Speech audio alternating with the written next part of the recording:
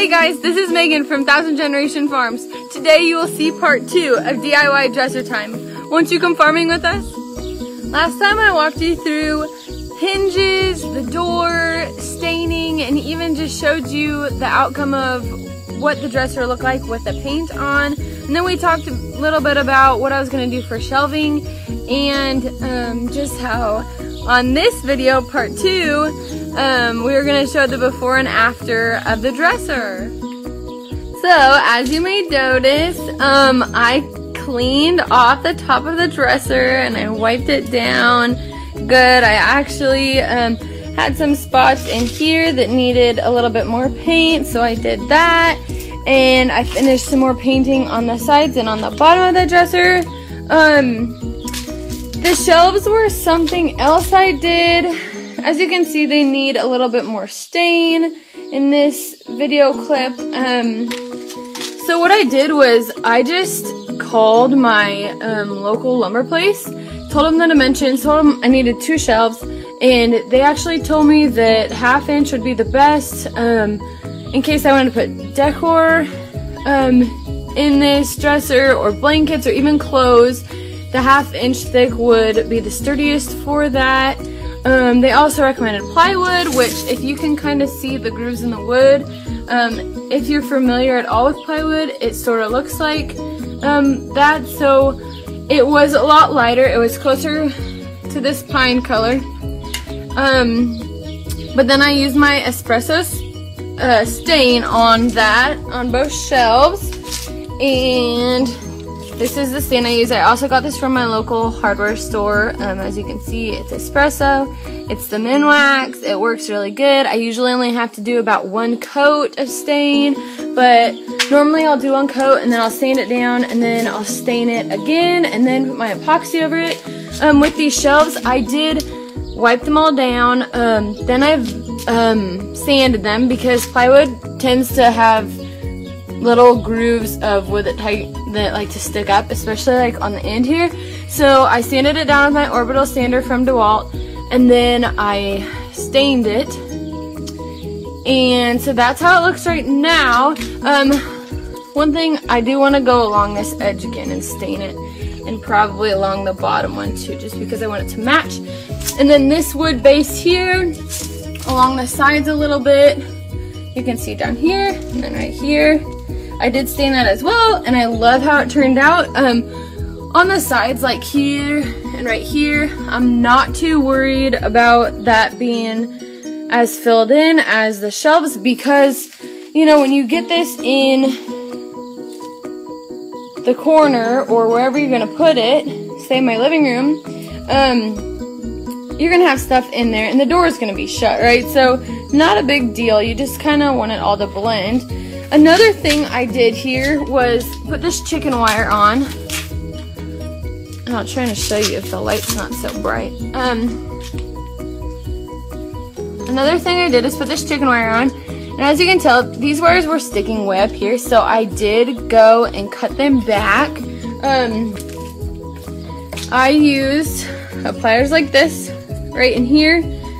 Is where you put the wire to cut, and then also if you were needing to bend the wire, there is a little hole in there as well, as you can see, and that would allow you to bend the wire if you need. And these were really handy, and they were small enough that they fit just in those small spaces that I needed. So I actually ended up just cutting them shorter on the top and on the side here, and I left most of the bottoms long. I just kind of eyeballed it, and the inside, that is always just going to be in this corner. So as long as my door fit, it wasn't a big deal for me to have them a little longer over there. Something I also fixed was the hinges. As I told you a little bit before, the drill bit I used for the first screws here, hi Silas, was too big for the screws. So the screws did not want to stay in there very well. And I also had not put this 3rd screw in there yet. So what I did was tried to cover my mistake. I moved this one up a little bit because that was the only hinge that seemed to have the problem with the too big drill bit. I moved it up a little bit just so that the other hole was hidden. and I got a smaller drill bit and I drilled those in, drilled these in, did the same down here. And then I wanted to leave a little gap right here just because when you open and close the door, you don't want it tight to the dresser or else it won't open and close very well. And so as you can see here, we are basically getting to the end of the DIY dresser. Something else I'm going to show you here in just a few minutes is a lot of time with white, when you want it to look country or farmhouse chic, you can add along the edges just like smears of black. And so I actually have this paint called Poppy Seed. It is a matte finish, and that will go great just along some of these edges just to make it look a little bit more rustic. So that's what I will be doing next. Last but least, on the dresser, we are going to finish staining this edge here because I don't really like how light it is. You can see this one down here needs a little work as well, and we're going to do that. And then we're going to screw the shelves in so they stay. And then I also just wanted to show you, so I put that black, you know, that poppy seed color on just certain areas of the dresser, and just look how cool that looks. It just makes it have a little bit more definition to it. So I'll show you, and you probably can't see a ton of it, but even here on the top I put a little bit along this back side, and then even on the side here, which is pretty bright, but you just see it there and it just looks really cool. Okay, so I am screwing screws into the shelf. As you can see right here, there's one, there's another one. I'm using my drill bit first to drill the hole, and then I use my other drill to screw the screw in. Alright, so I got my screws in on top and bottom. I stained this a little darker. It's still not perfect, but I like it. From afar, it blends really well. And so let's shut the door.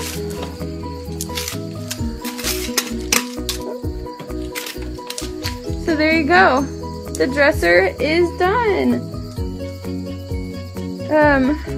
I worked on and off on this, but if I would have just worked on it, you know, a few days in a row, probably would have taken me just a few days or maybe a week, not too bad.